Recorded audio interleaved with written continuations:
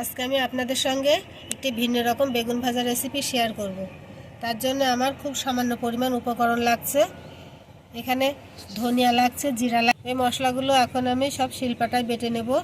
আর লাগছে দুটো বেগুন, এখানে আমি দুটো বেগুন নিয়ে নিয়েছি। এখন মিহি করে মশলাটা বেটে নেব।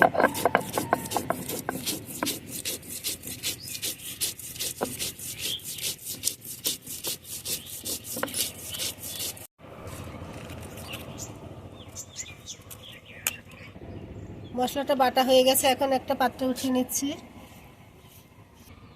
বাটা মশলার মধ্যে এখন হলুদ গুঁড়ো, স্বাদ মতো লবণ, শেষে সরিষার তেল দিয়ে এটা মাখিয়ে নেব।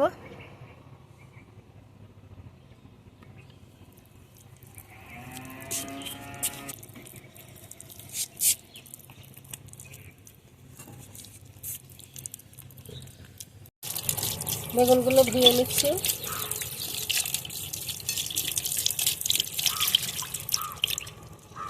বেগুনের বোটাটা রাখবো, তাই এখন আমি এটা পরিষ্কার করে নিচ্ছি।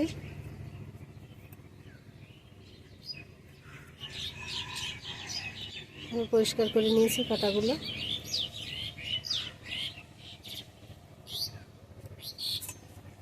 ঝুমড়ে ঝুমড়ে করলাম। এখন বেগুন দুটো আমি পরিষ্কার করে ধুয়ে নেব। এখন বেগুন কেটে নেব।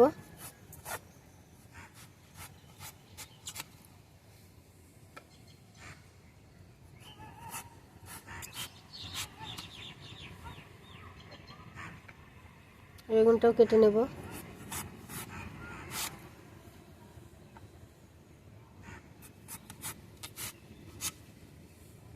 দুটো বেগুন কেটে নিয়েছি।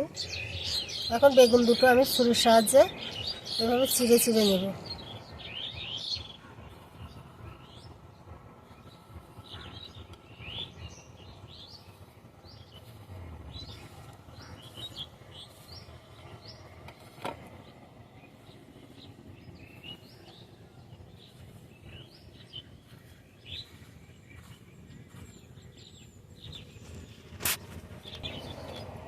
এভাবে চিড়ে দিলে এর মধ্যে মশলাটা খুব ভালোভাবে ঢুকবে, আর বেগুন ভাজাটা খেতেও খুবই ভালো লাগবে।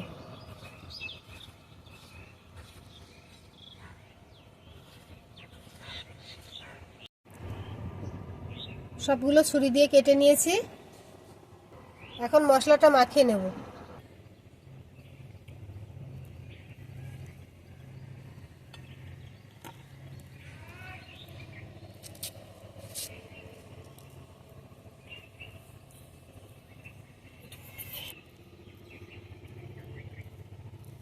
খুব ভালো করে মশলা মাখিয়ে নেব।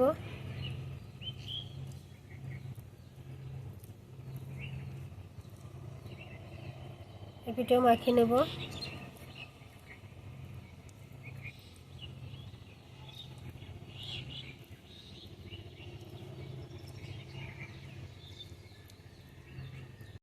বাকি বেগুনগুলো এভাবে মশলা মাখিয়ে নেব।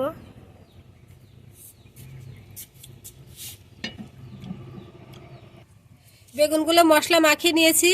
চুলোয় আমি একটা তাওয়া বসিয়ে দিয়েছি। তাওয়াটা গরম হয়ে গেছে। এখন বেগুনগুলো ভাজার জন্য সরিষার তেল দিয়ে দিচ্ছি।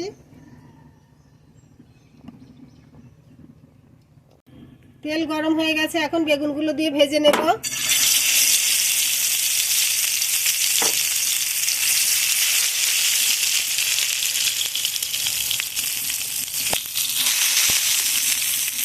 বেগুন উল্টিয়ে দেব।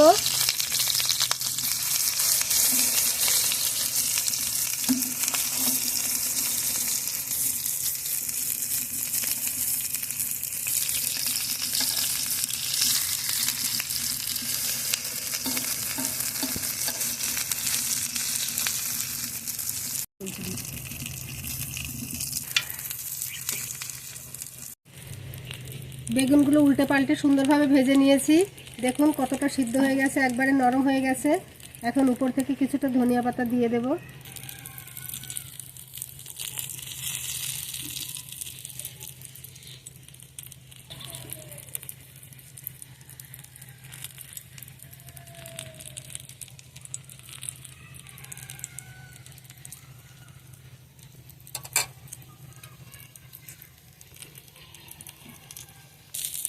বেগুনগুলো ভাজা হয়ে গেছে, এখন একটা পাত্রের মধ্যে উঠিয়ে নিচ্ছি।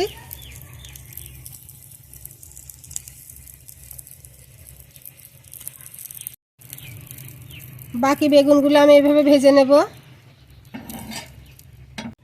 বাকি বেগুনগুলো এখন ভেজে নেব। ঢাকা দিয়ে দিচ্ছি।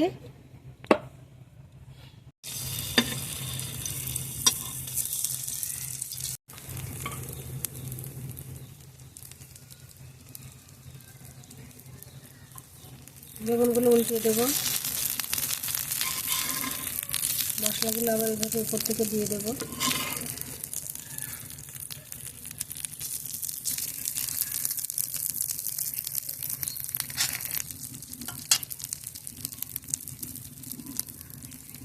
ঢাকা দিয়ে দেব। বাকিগুলোও ভেজে নিয়েছি, এখন উপর থেকে একটু ধনিয়া পাতা দিয়ে দিচ্ছি।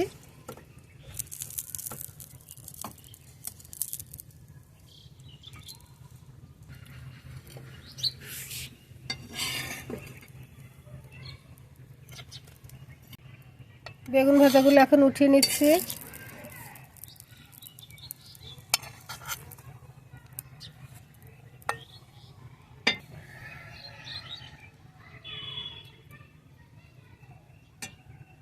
ভিডিওটি ভালো লাগলে একটি লাইক দিবেন, কমেন্টে জানাবেন কেমন হয়েছে। আর এরকম নিত্য নতুন ভিডিও পেতে আমার চ্যানেলটি সাবস্ক্রাইব করে পাশেই থাকবেন।